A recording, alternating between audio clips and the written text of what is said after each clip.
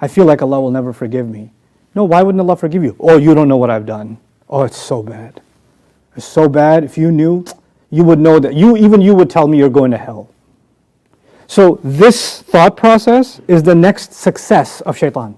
Why? Because Shaytan is the master of hopelessness. رب اشرح لي صدري ويسر لي أمري واحلل عقدة من لساني يفقهوا قولي اللهم ثبتنا عند الموت بلا إله إلا الله واللهم اجعلنا من الذين آمنوا وعملوا الصالحات وتواصوا بالحق وتواصوا بالصبر آمين يا رب العالمين. A common concern that several people have, in fact, shared with me recently, has been that at some point in their life they realized that they messed up. So they were living a life where they didn't really care about the consequences of their actions, and they were kind of doing whatever makes them happy. And in doing so, they caused a lot of damage to a lot of people. And eventually all of that catches up with you, and then one day you kind of, by some miracle of Allah, you wake up and you realize, oh my God, what have I done? How come I didn't wake up before? And the guilt of that starts eating away at a person when they have that realization. Now before I carry on with this scenario, I want you to know that Shaytan has a strategy for every phase of our failure. Like he doesn't cause a human being to fail in one step. He wants the human being to fail in subtle stages, right? So in the beginning, his job is to make something really bad seem not so bad. So even if it's a major sin and it's something totally evil, he'll say, come on, you're just human. Everybody does this. It's okay, you just slipped up. It's not you, it's somebody else who made you do this. So he feeds you all this stuff where it's not me, it's somebody else who's making me do it. So it's their fault, it's really not mine. They're the reason that I'm falling into this haram or this evil. And this is why I'm lashing out, and this is why I am the way I am. And so once he does that, then it becomes easy for you and me to take whatever wrong action we were going to take, if we fall into that trap, if you fall into that kind of thinking. Because honestly, the real danger isn't the wrong action. The real danger is the thinking that happens before that action. This is why the Quran emphasizes a lot, أَفَلَا تَعْقِلُونَ. Don't you use your intellect? The thought process that we engage in every day, the thoughts that we have every day, Allah guides them.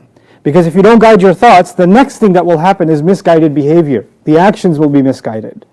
So this thought process, the Shaytan is very good at filling your head with this thought process, and you can accept it or reject it, just like junk mail, or just like ads that you don't want to watch. You could choose to click on it and engage, or you can ignore it. The thought will come, but you have to have the ability, and I have to have the ability to dismiss that thought. Then the next thing that happens is one of two. Shaitan has scenarios. In military strategy, they say we're going to make this attack. If A happens, then we'll have this strategy. If B happens, we'll have this strategy. So Shaitan knows that not all human beings respond to failure or sin the same way. Some people fall into sin and then they become addicted to sin and they keep on doing it. So he's like, well, this guy's on autopilot, so I don't have to worry about this anymore. He's doing my job for me. She's doing my job for me, so she can just carry on, right? There are other people who do sins continuously, but at one point or another, they wake up. And this is a problem for Shaitan. This is a real problem for him. Why? Because this person was paving their way towards failure so they can meet Allah Azza wa Jal in loss, and now all of a sudden they've woken up and they feel bad about what they did. This is not a good thing. This is the first sign that this person wants to return back to Allah. So what does he do with this person? What is Shaitan going to do with this man or woman who decided to wake up, or who Allah put something in their heart and they woke up and they feel horrible? Well, Shaitan has a plan B and C. And his plan B is to now instill you with hopelessness. Now he can tell you, hey, you messed up so much. You're such a terrible human being. Look at all the people you hurt. Look at all these years you've been doing these sins. There's no worse person than you. Why would Allah listen to you? Why would He ever guide you? In fact, you're already in hell. You deserve hell already. And you deserve to be in this mental torture so long as you're alive. I don't even know why you're still alive. These are the thoughts that fill in your head. Regret over your sin, which is actually, spiritually speaking, a healthy thing. Iblis can turn that into an unhealthy thing. You can turn that into an overwhelming sense of Allah will never forgive me.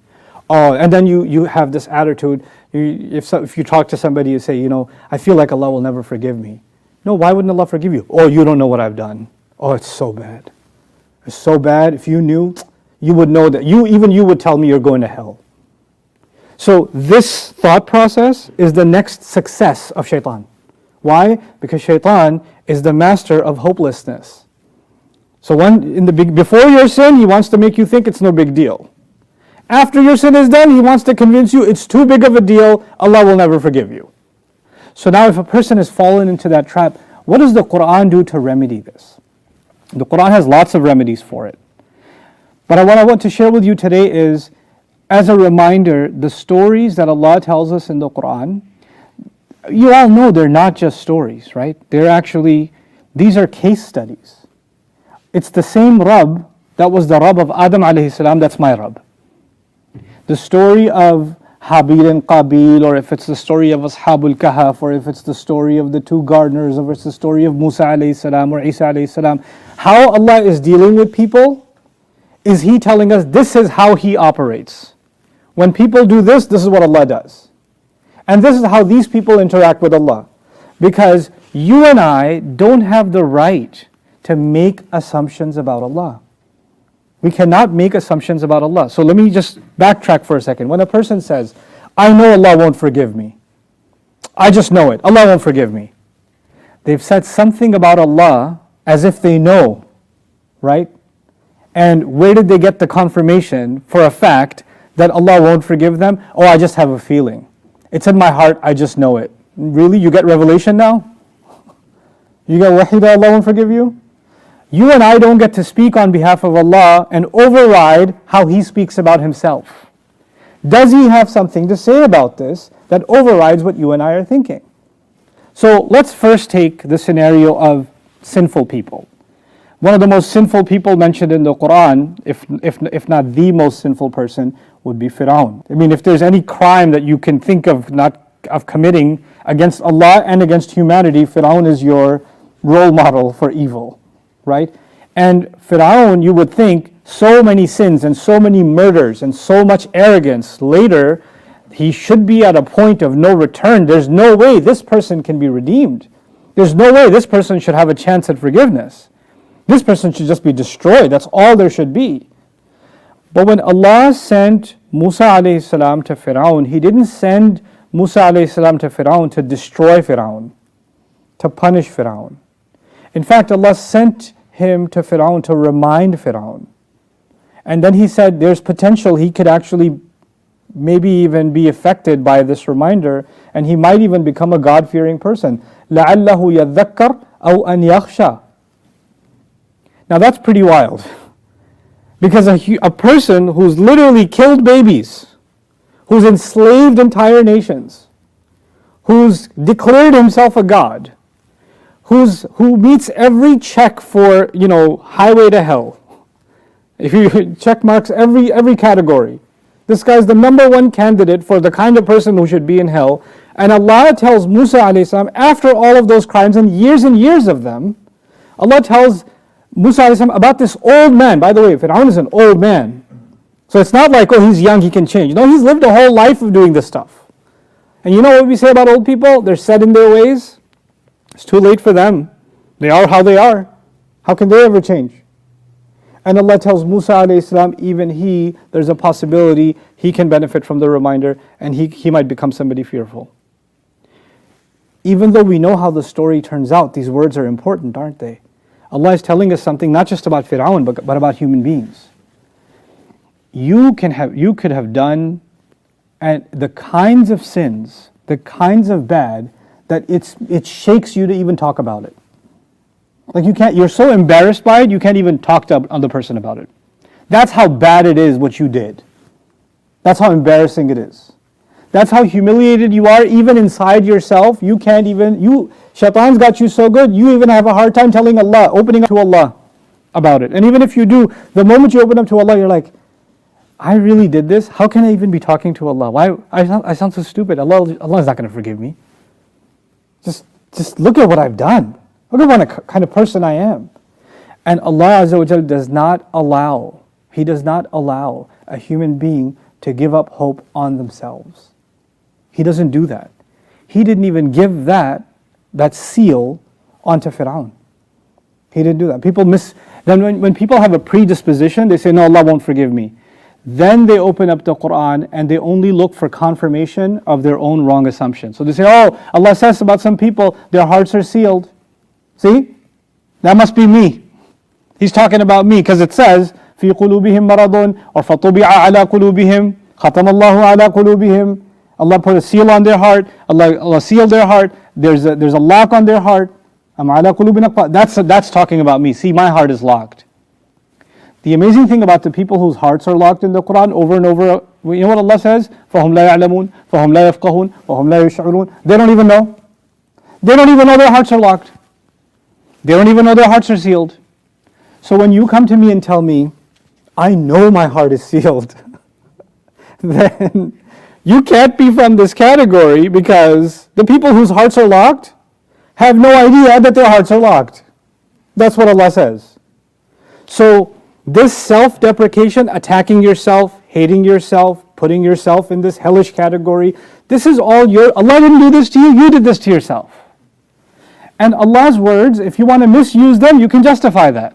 But if you're honest with yourself and the word of Allah, then Allah did not seal your heart. The fact that you even feel bad is an indication that your heart isn't sealed. The fact that you even have remorse means your heart is still alive. Then there's the matter of, why would Allah forgive me though? I mean, like I said before, if you knew what I've done, there's no way Allah would forgive me. It's just way too much. And what about all those people that I hurt? Even if I do good deeds now, on Judgment Day they're going to come, hey, Ya Allah, that Hajj this guy did, you know what he did to me the year before? I'll take the Hajj credits. You know, and the other 30 Ramadans he had after that, I'll take all those fastings, because this guy robbed my business, he humiliated me, he ruined my reputation, he destroyed my family, he did this, she did this. I'll take all her good deeds, thank you very much. So this person's like, what's even the point of me doing any good deeds now? Because they're going to take it all anyway. Like, I'm stuck, there's no point. These are the kinds of thoughts Shaytan wants to plant in your head, he wants to close your path to even doing any good deeds. He wants to close that road. I want you to understand something. One of the worst things, if not the worst thing you can do to somebody, is kill them. And in the same story, Musa alayhi salam killed a person. فَوَكَزَهُ مُوسَى فَقَضَى عَلَيْهِ. He killed a person. I mean, if you're talking about violating another human being's rights, the ultimate right we have is the right to live. And he violates that right, alayhi salam. And when he does it, then even though there's lots of things to learn from that incident, just one thing. He wasn't even a prophet yet. The incident of Tur has not happened yet. He hasn't gone up to the mountain and have a word with Allah. None of that has happened yet. He's just a believer right now. He's a mu'min. But he's not a Rasul yet. And when he does this, he says, Rabbi inni zalamtu nafsi faghfir li. My master, I have done wrong to myself. Before I get to the next part, I have done wrong to who? Myself. This is different from inni zalim. I'm a wrongdoer. I've done wrong to myself. This is a very important distinction. Because if you say inni zalim, you have identified yourself as a wrongdoer. This is who I am. This is my identity. I am a wrongdoer. But when I say I have done wrong to myself, you have identified an action. The action is bad. And that action's first victim, the victim was someone else, the guy who died. So you would think, Musa alayhi salam would say, Rabbi inni zalamtu ahadan. I wronged somebody else. That's my victim who's lying there dead. He says, Rabbi inni zalamtu nafsi. I've done wrong to myself. I've done wrong to myself. I've hurt myself with this sin. I'm also a victim of this sin in addition to the person I hurt. But he's concerned about that wrong that he's done to himself, and he turns to Allah and he says, Faghfirli, forgive me. Now, by the way, Musa alayhi salam might not ever be able to get the forgiveness from that victim. That victim who got killed, right? He doesn't have a chance to say, I forgive you or I don't forgive you. So if we had that kind of anxiety, we'd say on Judgment Day that victim's going to come after me. He's going to be like, yo, you killed me. I'm going to take all your deeds. Now you're going to hell. You can't be forgiven. You killed me. Hand me everything. What did Allah say when Musa alayhi salam said, forgive me? He said, فَغَفَرَ لَهُ. So He forgave him. Why is this important?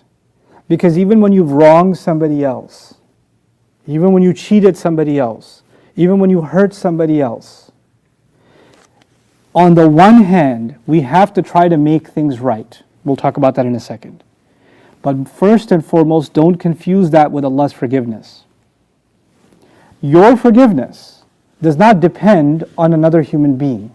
It only depends on Allah. Your mother doesn't get to tell you, Allah will never forgive you, because she doesn't get an email from Allah telling her that you are going to hell. Your cousin doesn't get to tell you. Your uncle doesn't get to tell you. Your friend doesn't get to tell you. Somebody who hates you doesn't get to tell you, Allah will get you. They don't have that guarantee from Allah. And they don't also have the license to say, until I forgive you, I know Allah won't forgive you. That's not how Allah's forgiveness works. It's not dependent on another human being. We have to be very clear about this. I owe apologies to people I've done wrong. And if I'm not in a position to apologize, maybe I owe something else. Let me tell you about owing apology from it. I want to make this concept clear. Asking Allah's forgiveness, well, if you're sincere in asking Allah's forgiveness for the wrong you've done, even the wrong you've done to others, it does not depend on how they feel about you. They could still hate your guts, but Allah can still forgive you. Those are two separate things. But now let's talk about the people you hurt. Because the people you hurt might say, hey, why did Allah forgive him? That's not fair. They get to do all that and they get maghfirah. I don't like this deal. They should at least pay something. We believe in Allah's absolute justice. We believe in Allah's rahmah. I trust Allah's judgment more than I trust my own judgment. When you watch an episode of Judge Judy or something and you see the verdict, you're like, she was a little biased. We don't think like that about Allah. I don't worry that Allah will let some criminal off the hook or unfairly forgive someone or they deserve to get punished and I feel like justice wasn't done. I have this tawakkul in Allah's wisdom. I have this reliance on Allah's wisdom, His justice, His all knowledge. He knows things I can't possibly know. He understands things I can't possibly understand. And so when He makes that decision, I have to step back. I don't know. I can't say about anybody else. But now finally, so let's get to that before I wrap up today's khutbah. And that is, what about the people that you did wrong? What about them? I'm reminded of the case of Al-Wahshi. Al-Wahshi, for those of you who don't know, in the battle of Uhud, he threw the spear that killed the beloved uncle of Rasulullah. Right? So he was paid to do so, and he was successful. And not only was he able to kill him, then the body of the Prophet's uncle was mutilated in this after the battle. Right? So but the cause of all of that is Al-Wahshi. Years pass by, Islam is victorious, Makkah has been conquered, and Al-Wahshi actually accepts Islam. He accepts Islam. And when he accepts Islam, we know that all your previous sins are forgiven. Now he wants to come meet the Prophet ﷺ. But the Sahaba remember him. They remember him. If they see him even from a distance, they're not even going to ask questions. Because this guy's dangerous, right? He can throw a spear from a distance. He's going to get killed. So when people are coming in huge numbers to accept Islam and to meet with the Prophet, to give him bay'ah, to pledge their hand to him, and there's a line formed and people are coming and meeting, he cloaked his face to come to meet with Rasulullah. And he finally got to the point where he's right in front of the Prophet. He removes his cloak, the Prophet recognizes him. Rasulullah recognizes him. And when he recognizes that face, what memories are coming back to the Prophet? What happened with his uncle? And he said, aren't you? And he said, yes, I am. Now it's too late for him to get killed, yeah? Because now he's in aman, he's in safety. The Prophet asked him, how did you do it? What happened? He didn't want to say, but the Prophet made him tell him. He made him tell him. We know Allah has already guaranteed for any sins you have committed before. We know what happened with Umar ibn Khattab radiallahu ta'ala anhu. Others. Khalid ibn Walid killed, because of him so many Sahaba got killed at Uhud, and he's one of our heroes.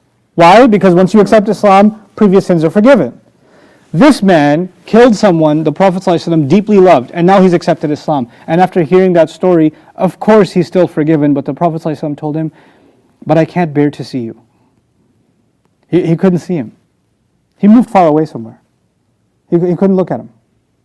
In the end, Rasul ﷺ is also a human. And when he sees this man, he remembers the mutilated body of his beloved uncle. He remembers all of what happened. So it's hard for him to process that. You know what? While the Prophet ﷺ has accepted that this man is Muslim and his previous sin, including the murder of his uncle, is forgiven, that doesn't mean that he's over it. That doesn't mean that it still doesn't cause him pain. But you see how in our religion those two things are separate? Somebody might still be hurt by what you did, but that doesn't mean that Allah hasn't forgiven you. Allah has forgiven you. Even if the one you hurt was Rasulullah sallallahu alayhi wasallam. Can you imagine? Even if that was the case. So we have to clean up our thoughts about how forgiveness works. We also have to realize from a story like this one that if you really hurt somebody badly, you said a lot of bad things about them. You spread rumors about them. You humiliated them. You cheated them. You did all kinds of bad things to them. And their life became very difficult because of you, if that happened. And years later, you feel bad, right? And you don't want them coming after you on Judgment Day. So you decide to pick up the phone or call or show up at their house and ring the bell. Please don't ring that bell. Please don't make that phone call. Because that in itself can be an act of mercilessness. It may be just hearing your voice can trigger them again. It can bring back all those bad memories. That might be a difficult thing for them. That's too selfish of you and me that we think we can just call somebody or face somebody and say, hey, sorry, those fingers of yours I chopped off? Sorry about that. I feel really bad. I realize now that was wrong. Don't expect somebody to be so understanding. And put yourself in those shoes. If you saw a person like that, even if they said sorry, maybe you just want to stay away now. Maybe you don't want that person in your view. So out of rahmah to them, maybe, if there's room for reconciliation, that's something else. But our deen is about isti'nas. Like you don't talk to somebody, you don't engage with somebody until you know that they'll feel good about it. This is not about how you're going to feel. This is about how they're going to feel. You and I have done enough damage. So we don't have to put ourselves on them. Right? But if you find from other sources they're okay to talk to you, that's a different story. That's a different category altogether. Right? So this is what I wanted to dedicate this khutbah to, this concept. That, Rabbi inni zalamtu nafsi faghfirli faghfara lahu. Allah forgave him. Allah forgave him even though the crime isn't against Allah, the crime is against a human being. So when we do wrong, when we seek Allah's forgiveness, if we fall into hopelessness, I know I said that's the last thing, but I forgot this and it's critical. If you don't get out of this hopelessness, if you find yourself in this situation and you don't get out of this hopelessness, then you know what's going to happen next? Two things. What's the point of me doing any good now anyway? I'm going to go to hell anyway. And I can't even live with myself. I don't even want to think about myself. I hate myself. And you hate yourself so much that you want to do an activity that makes you forget about everything. And you know what those activities are? Pretty much all of them are haram. Every one of them is haram. So you'll become addicted to evil activities only because that becomes an escape for you. That can become a very addictive escape because you can't live with yourself. I can't bear the thoughts, the memories, the burden of my previous sins.